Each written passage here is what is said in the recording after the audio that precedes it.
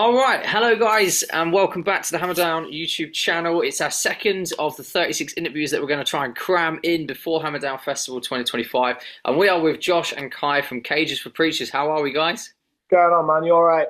All good, thank you. Thanks for coming on. I really, really appreciate it. It's all good, Um, man.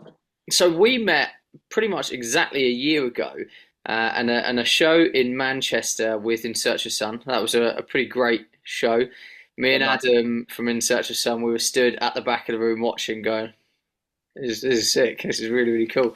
And obviously, we chatted afterwards. We booked you for this. And my first question is, how's the last year been for you guys? We're going to come back to the album. What are some of the highlight shows that you guys have had since then, since we met? I mean, I guess the big one is we did the album show back home in Nottingham. It was the biggest venue we've ever done. It was at a venue called Saltbox, which was like a massive step up from our last headline. There was 200. This was a 400 cap room, and there was 350 people there. And Wow, it was huge, man. It was great. It was really good fun. that's a big gig. Yeah, it was great. It was terrifying, but it was good fun. That's awesome. Wow, what a show. That's fantastic. Okay, cool. Did you shift a lot of merch? Did you have We did, man. Yeah, we did. Don't we have five t-shirts left? Yeah, of the 70 odd we took. Yeah. Oh, that's cool. That's awesome. Yeah, yeah.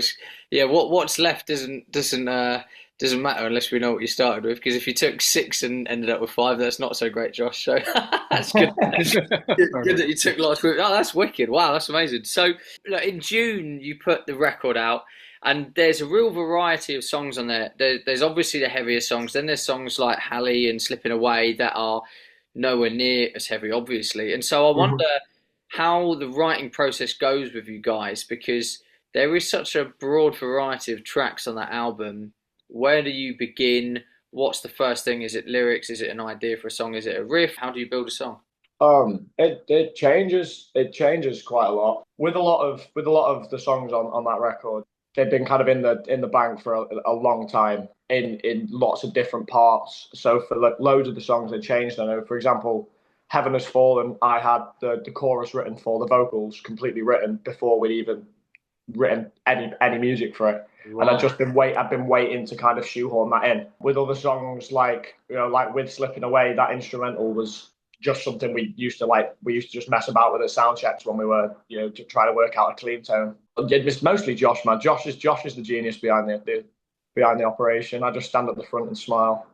All right, so Josh, when you're writing, what do you put first? It's like I said, it's different for every song. It's for something like Adrenaline that came around when I was about 15, going into college. Wow. So you've had Uh, that a while. Okay. yeah, so that song's been around for a while. It started with the main riff, and then from there, just kind of writing it as I'm recording it. That's mostly what I do. Yeah, but then there's like songs like Bury the Hatchet that starts literally just started doing that with like the MIDI drums, just a 6/8 MIDI drum pattern. And that all came from that. Like it's different every time. Hmm. Interesting. So have you found a formula that works best? Or is it, or do you like that variety? Does not being tied to a certain way of doing things allow you to come up with stuff easier? I say I think so. I think there is like a way of doing it that does work, and it just kind of takes us a while to fall into that part of the writing process. So it always like 90% of the time starts with Josh coming and going, "Hey, I've got this riff. Do you like it?" We either say yes or no. If we say yes, from there he's going to try and like come up with some kind of structure. From that, normally, weirdly enough, our bassist James normally messages and goes, "I've got a title," and then I'll build like a whole lyrical theme around the title, Wow, and okay. then we just kind of just trial and error, like, does that verse work, does it not? So it does normally work like that. It's just where those initial ideas come from always come from different places. Got it. That makes sense. So, Kai, one for you. Where do you get your vocal inspiration from? What are the singers that have inspired your style? Because you have, much like with the sound generally on that record, there's a lot of different styles of vocals.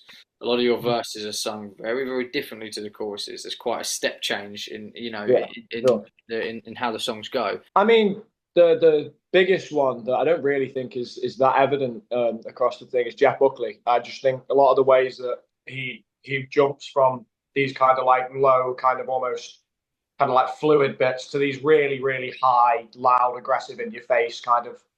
That's something that, like you say, we're going from like verses that are down here to choruses that Yes. are up there. That's something that I tried to shoehorn in a long time ago. But I mean, obviously, you can't have this conversation without talking about Chris Cornell and Lane Staley. And but I mean, there's lots of other things that play into it as well. I mean, like Phil Bozeman from Whitechapel's another one that I try and when we have the screamy sections, and I'm trying to do those low growls and stuff. It's just I pull from a lot of places really, and just try to do them a bit of justice. That's cool. Okay, nice. Yeah, that's a broad range of vocalists. So when we met in Manchester, we had a conversation afterwards, and we were chatting about the layout of the band. And partway through the set, you pop the guitar down, and you come into more of a frontman role for a couple of the songs, right? One particular, I can't remember what song it was. So you'd have to remind me. Starts really, really slow, and then goes in some really, really heavy growls, and then there was all this. I think it's So Young.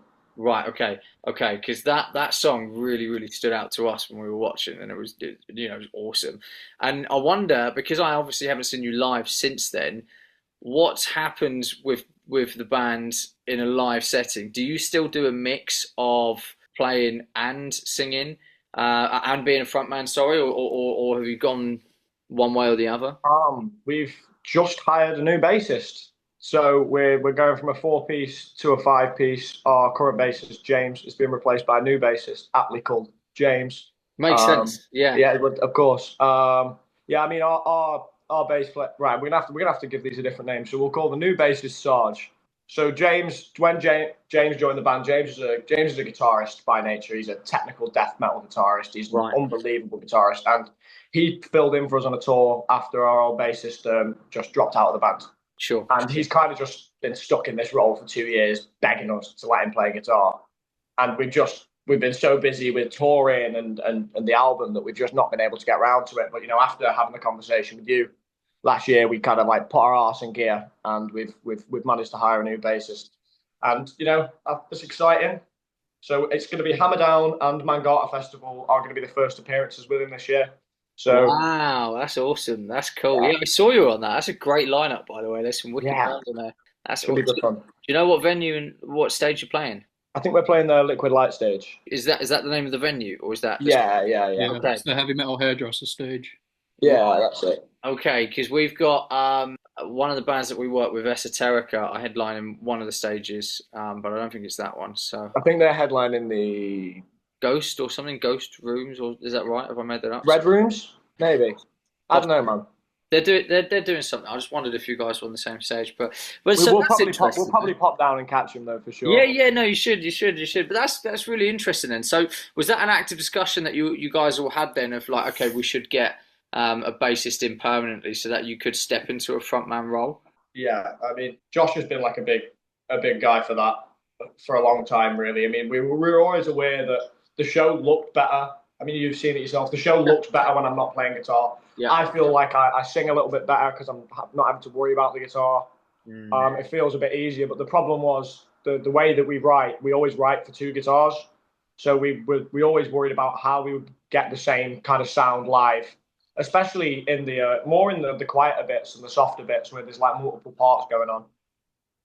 How we can translate, essentially two guitars to a one guitar set live, and we played around with it for a while. But yeah, it's definitely we've had a few practices with the new bassist, and just everything feels much easier. All right. Okay. Cool. Okay. So, what are the plans next? Have you got new music in the pipeline? What's going on, and when are we likely to see some stuff? We do. We've just been in the studio in Sheffield at Steel City with some of the guys who did a load of the old Bring Me stuff, which is really cool, really exciting. Yeah. We have a new single coming out towards the end of the year, around October, and some other exciting things happening around that time that I'm not at liberty to discuss just yet. But yeah, there's some new songs in the pipeline that we've just had the first couple of mixes back for, and it's sounding unbelievable. That's cool. That's really exciting. Okay. And yes, everybody, you should indeed keep an eye on Cages for Preachers social media over the next couple of weeks, because some things might happen on there. And we won't say any more than that, will we, guys? We won't. And then my final question, and so we're going to ask every band playing the festival this year, if you were to build your dream festival with 6 other bands, artists, whatever, that you would like to perform on the same bill as Cages for Preachers, Who would those 6 bands be? Do you want to do this as a 3 each kind of situation? I think that's a good idea. Right. Okay. Alter Bridge has got to be there, man. I love Alter Bridge. Yes, I've got a Blackbird tattoo. I love that band so much. Oh man. Yeah, Alter Bridge. I'd say Whitechapel. It's not a really coherent festival at all, but it'd be fun. You should have heard Adam's one on the internet. Oh my goodness. I really don't know. Good question. Whilst you're thinking, Kai, Josh, what's in your mind? Linkin Park, gotta be one of them. I see the shirt, makes sense, yeah. Again, don't fit the bill at all, but Alkaline Trio, one of my favourite bands. I think that having a band like Bring Me the Horizon would be cool for the production value, because otherwise you've just got kind of 5 guys stood there. Okay, cool, nice. Can we say a band that's not around anymore? Or yes, absolutely, absolutely. Led Zeppelin. Oh man, come on, of course. There we go. Okay, so Alter Bridge, Whitechapel, Linkin Park, Alkaline Trio, Bring Me the Horizon, and Led Zepp. Interesting. Interesting. Horrendous. Well, I tell you what, it's more coherent than Adam's was. What are some of the ones on Adam's? Adam had Eminem, Robbie Williams, Pantera, King 810, some other stuff. I don't know what else. So that was so it was a good mix. What I'm going to do once I've spoken to all of the bands is I'm going to make a festival poster with everybody's 6 on it, like a mad 5-stage festival poster. This is what everybody playing Hammerdown would like to see at their festival. All right, guys, cool. Well, thank you so much for jumping on. Really, really appreciate it. Everybody, go and check out Cages for Preachers.